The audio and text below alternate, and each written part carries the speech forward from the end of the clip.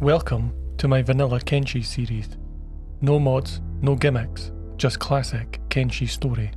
This is the Wanderer's Tale.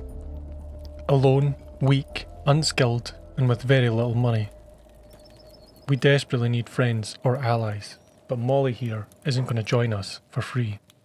We have 1,000 cats, but that's nothing really. Enough to keep us fed for a week or so. Nobody will join us for free. Nothing in this world is free. We'll buy some food for now, but we'll need to devise a way of making some money. And these are harsh, harsh lands.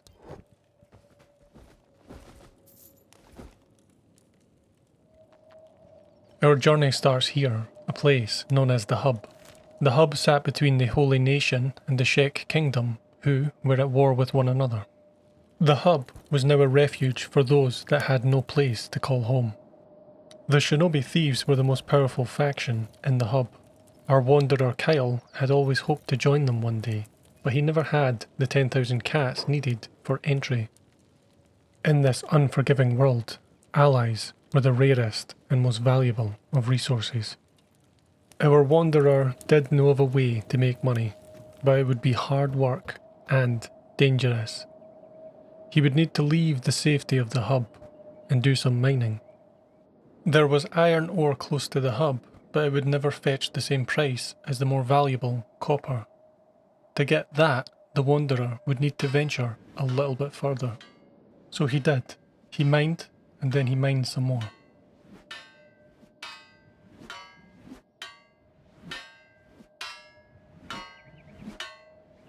Our wanderer had no skills to speak of, not yet anyway. Kenshi was a forsaken place, a desolate moon with a forgotten history. Survival here was a brutal struggle devoid of any hope. But something stirred in our wanderer. His life up to this point felt like a fever dream, but he suddenly felt something change. Is it possible that he could change the tide of events? He sold the copper ore for some profit. Many would have given up on such difficult and dangerous work, but he continued. He bought a little gohan, rice and vegetables, because tomorrow he would test himself.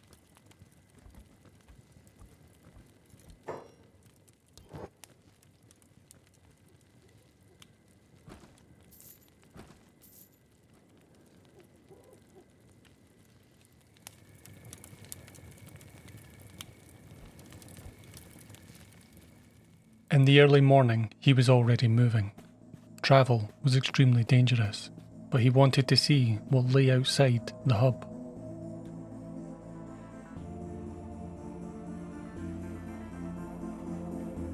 The town of Savfk was just over this ridge, but so were a dozen hungry bandits.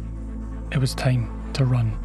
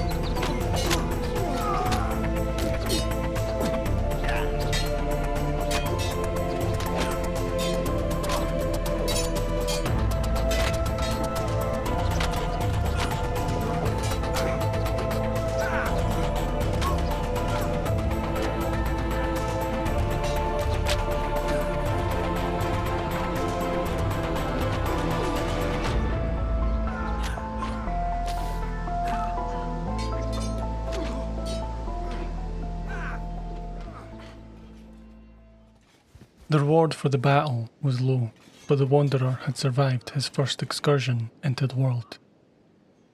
His left arm and his right leg were crippled. He'd need to rest. He then noticed the bandit leader who had a distinctly better weapon than all others. Perhaps this battle was not without reward after all.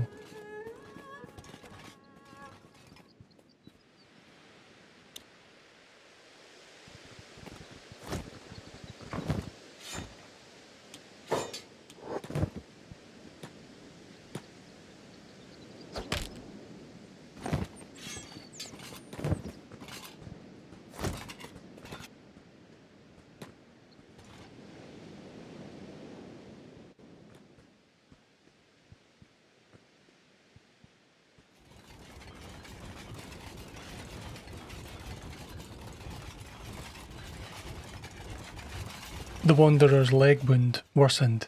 He urgently needed medical supplies, forcing him to crawl like a skin spider. The Wanderer grabbed the sleeping bag too.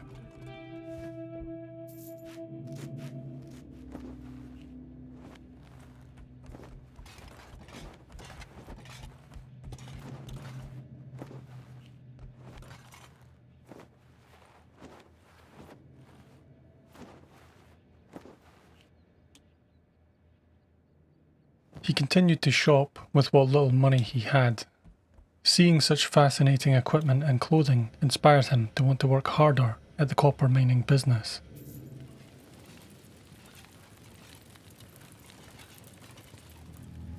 Before heading back, he would need to rest to recover from his wounds.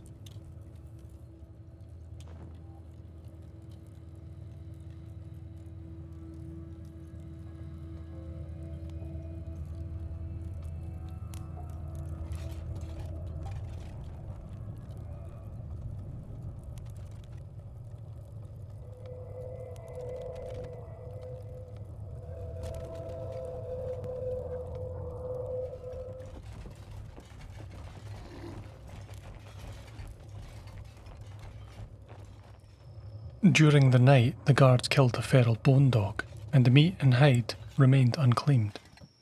The Wanderer sold the hide, kept the meat, and headed home.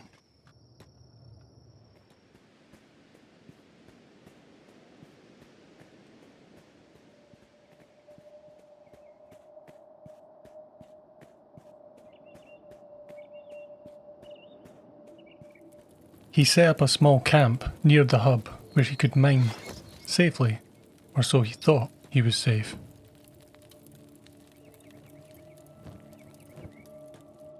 Two separate bandit groups had followed the Wanderer to his camp and were about to clash with each other.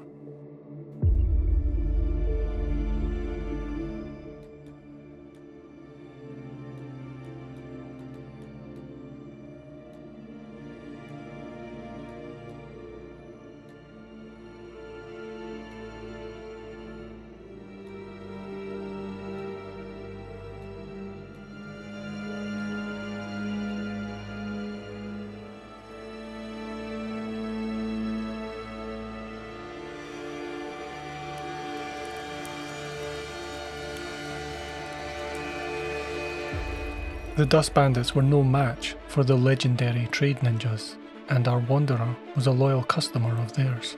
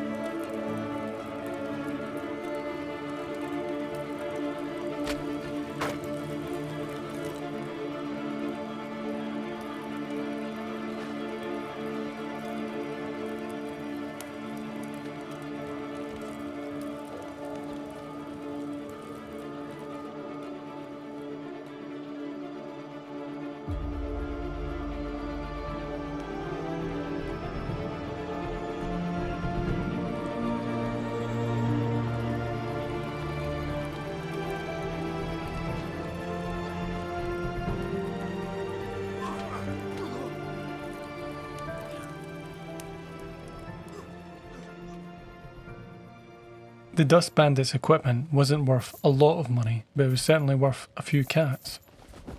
But the time for adventure was over. It was time to work and to earn some reliable money. The Dust Bandits must have learned from their mistake, as for now they left the Wanderer alone.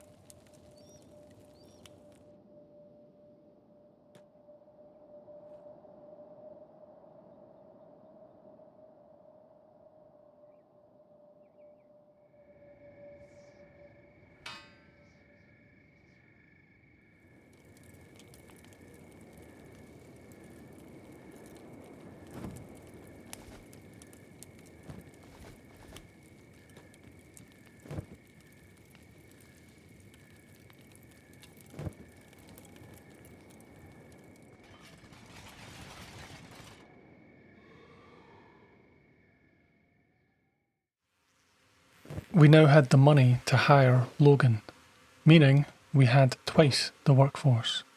The Nameless copper mining company was growing.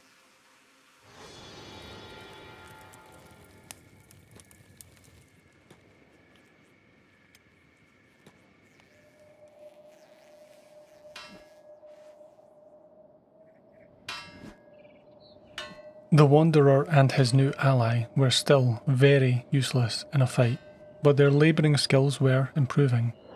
Logan was more of an archer, but he'd still use a sabre for now.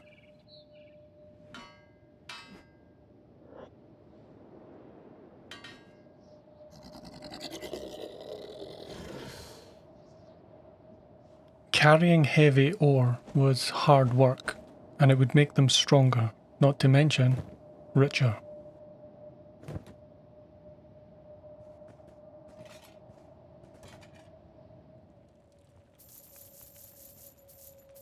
They decided to change mining spot to a more isolated area. We mined day and night to make as much money as we could.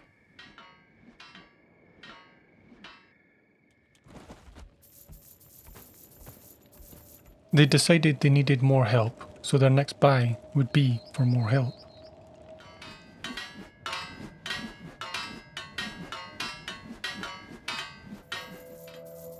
That evening they had enough money to hire Molly.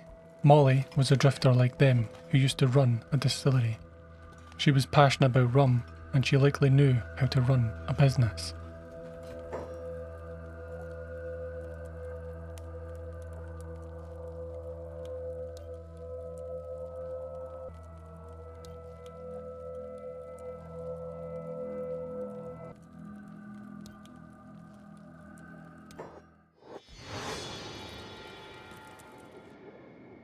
Molly had her own copper vein, while Kyle and Logan continued to mine their vein above.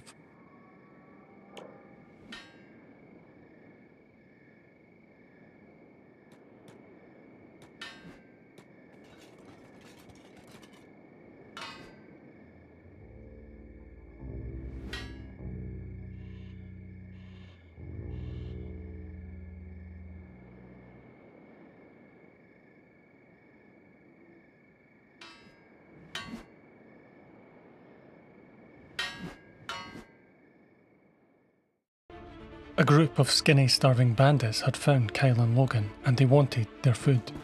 They dropped their precious ore and ran. These bandits were skinny, but they had numbers to their advantage.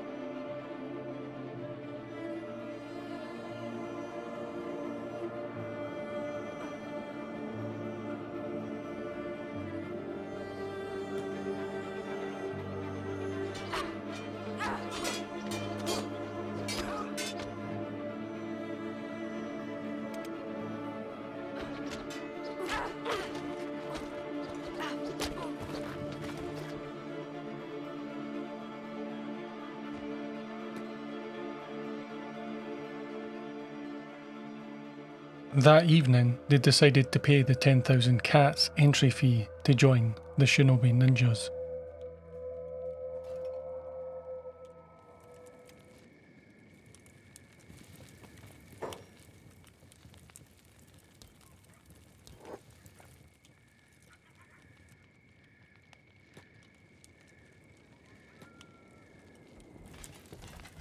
The Shinobi thieves explain to us how they have a network of traders for buying and selling stolen goods.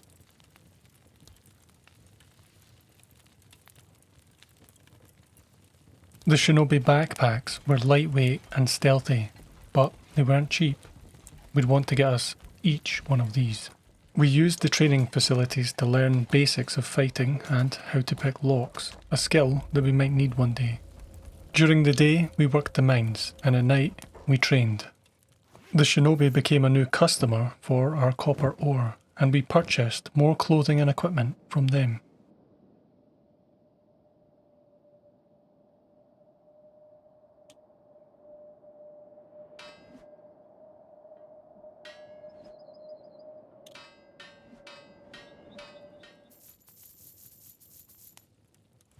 All was well for the Nameless mining company, until Molly was attacked by starving bandits. Kyle and Logan came to help, but our fighting skills were just not good enough to defend ourselves.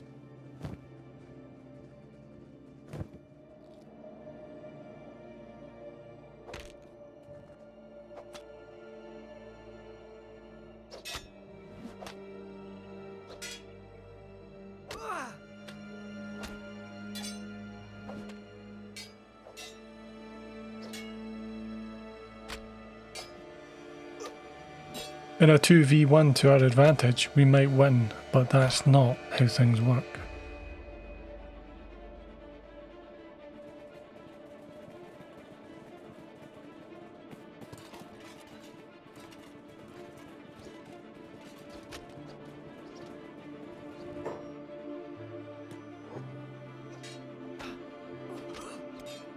Logan was soon downed, and the Wanderer knew he had to escape and survive so that he could heal his allies.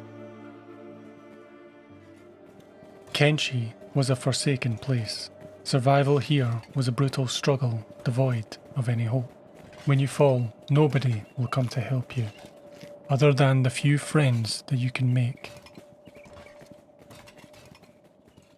To add to the chaos, dust bandits were waiting at the entrance of the hub, waiting to ambush unsuspecting victims.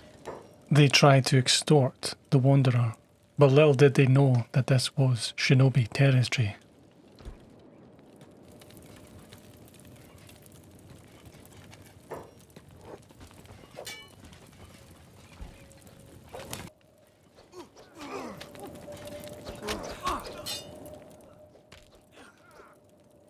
Eventually, the Wanderer woke up. He was not sure how long he had been unconscious, so he quickly ran to help his friends, Logan and Molly.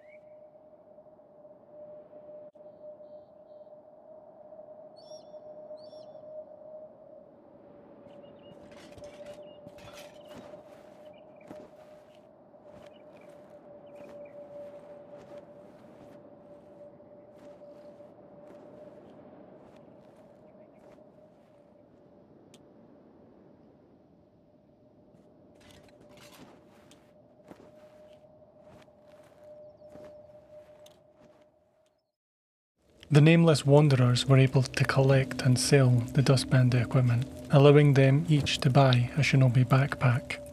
Logan had managed to get Kyle a ninja blade.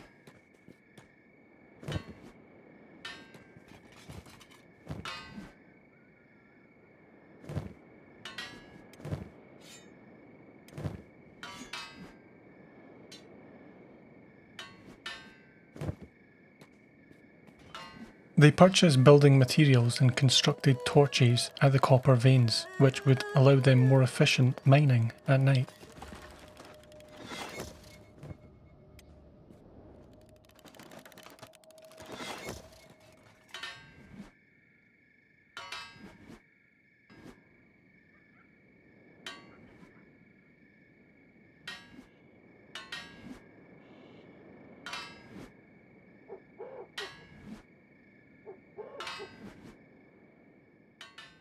The next day they headed out to Stand to see if anyone else would want to join their entourage.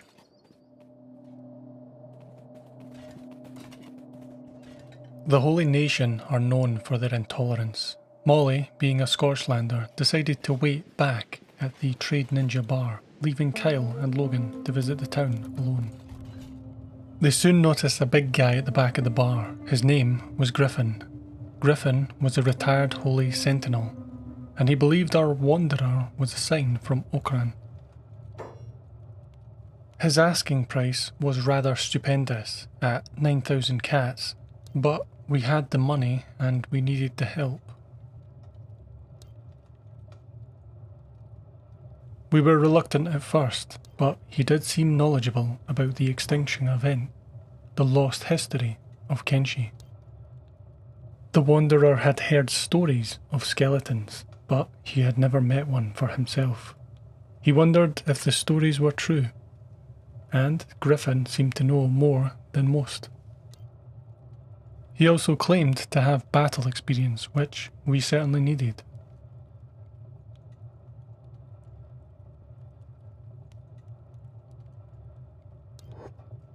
With the money they had left, they bought Griffin a trader backpack. This allows them better stacking of the same item, like copper ore.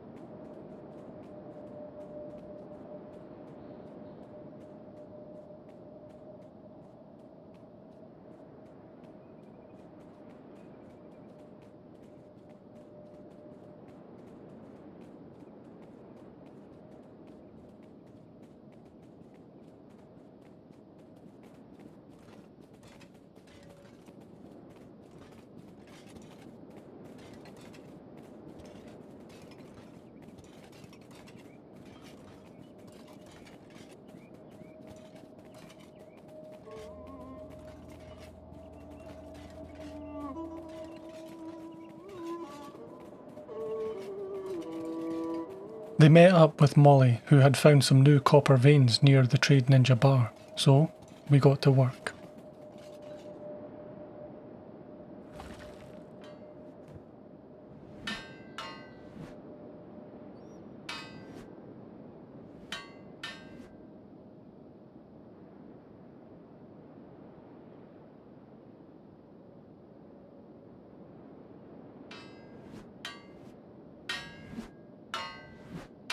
Griffin was not lying when he said he could fight.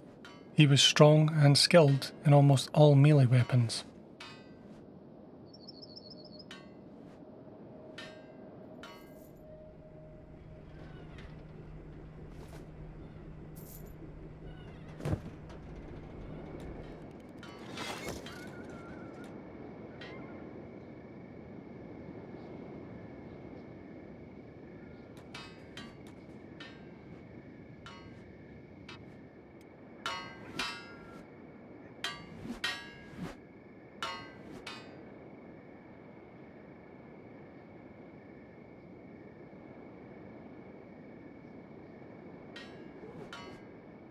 It was not long before we saw Griffin in battle as bandits attacked travelling nomads near our position, and Griffin soon got himself involved.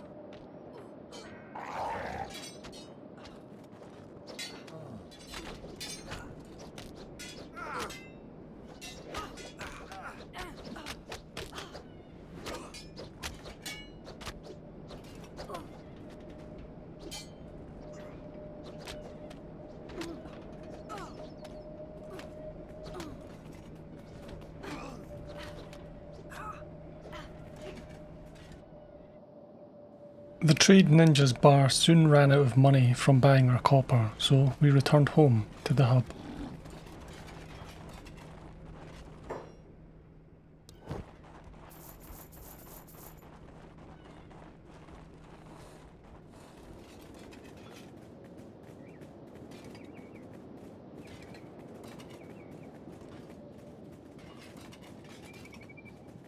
We now had enough money to purchase a property. We then renovate it and create a base of operations. Its dilapidated condition meant that we could purchase it for just 6,000 cats. First thing was first, we'd build a research bench. We could then research better storage, which would allow us to construct copper ore storage for our thriving copper ore business. We'd also need 13 building materials to repair the building.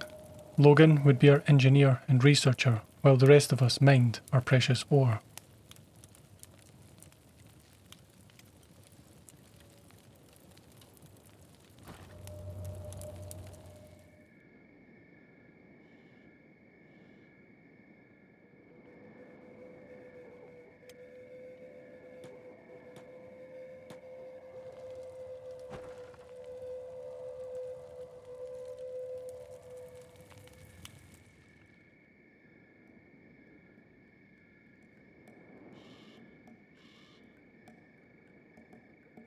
As is always the way, bandits tried to jump Griffin. We all ran to a meeting point and tried to fight them for ourselves.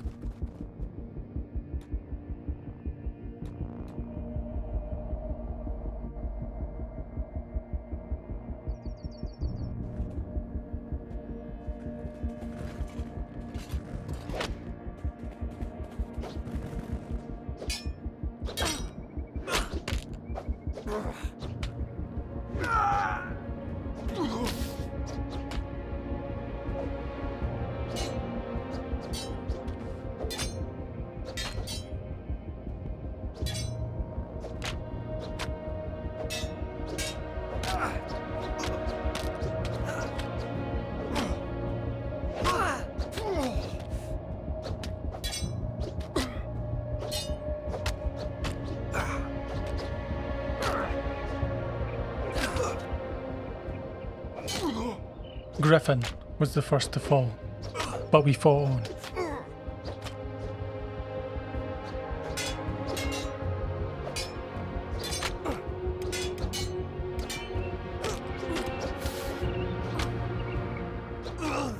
Kyle stayed and fought, allowing Molly to run for help.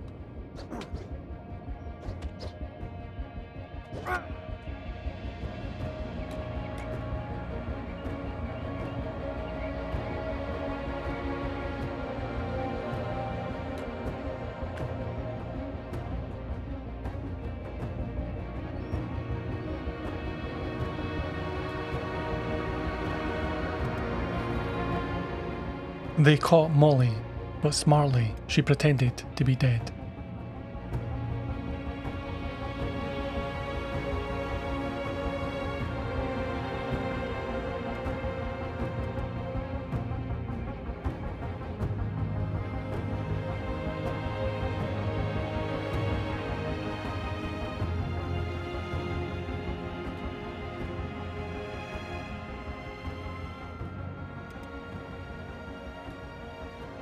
They took our food, but we survived our first unaided battle. We had lost, but in defeat, we get stronger.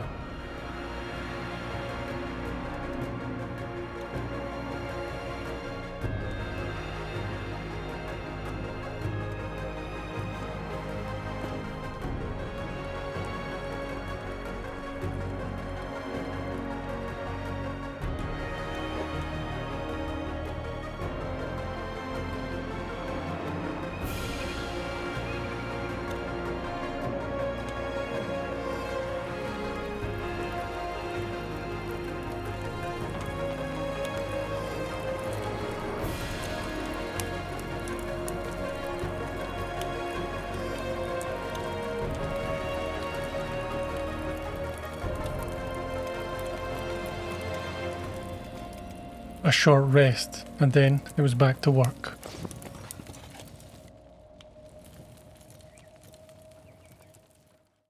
We soon constructed our first ore storage box. This allowed us to drop off ore here, and then Griffin could pick it up later with his trader backpack when we wanted to sell it. It could hold 100 copper ore, with each of those being worth 150 to 180 cats. So one storage box fully stored could hold somewhere between 15,000 and 18,000 cats worth of ore. But 100 ore would take some work. Meanwhile, we'd managed to gather enough building materials to repair our new property, an exciting milestone in the history of the Nameless Mining Company. We'd need to think of a real name for ourselves soon. It did not go unnoticed that slave traders were in town, a dangerous faction that allied itself with the Holy Nation and the United Cities, a group best avoided, lest you want to find yourself in a slave collar.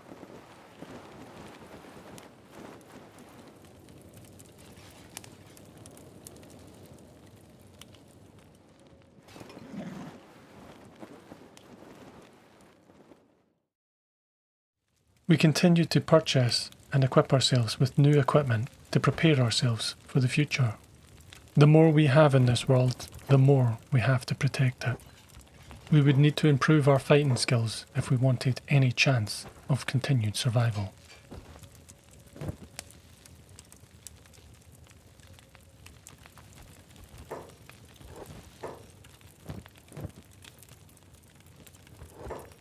The Wanderer and his nameless company had come a long way, but their story was just beginning.